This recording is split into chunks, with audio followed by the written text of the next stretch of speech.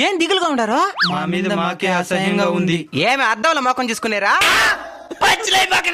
సరేలే, ఏమైందో చెప్పండి. బ్రహ్మముహూర్తంలో లేస్తే మంచిదని చెప్పుండా నువ్వా? అది సైంటిఫిక్ గా కూడా ప్రూవ్ అయిందా? ప్రతిరోజు లేద్దామని 4 గంటలకు అలారం పెడుతున్నాను. మళ్ళీ ఆఫ్ చేసి అనుకుంటున్నావు. అవునైనా నీదేం బాధరా? ప్రతిరోజు జిమ్కి వెళ్దాం అనుకుంటాను, కానీ ఏదో ఒక పని వల్ల నిలిచిపోతావు. అవునైనా ఒళ్ళు నొప్పులని అదని ఇదని ఒక్కొక్కసారి ఏం పని లేకపోయినా జిమ్కి వెళ్దామంటే నేను ఇంట్రెస్టే రాను అన్నది. బ్రహ్మముహూర్తంలో లేవడం, జిమ్కి వెళ్ళడం ఇలాంటి వాటిని అలవాటుగా ఎందుకు చేసుకోలేకపోతున్నారో తెలుసా? ఎందుకో?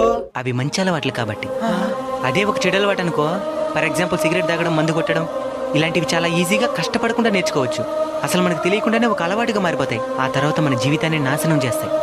చెడు ఆకర్షించినంతగా మంచి ఆకర్షించదు.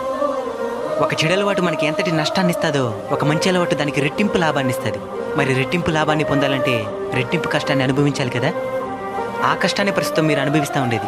కొంచెం పట్టుదలతో దృఢంగా నిలబడి ప్రయత్నిస్తే తప్పకుండా విజయం సాధిస్తారు. సరేనైనా.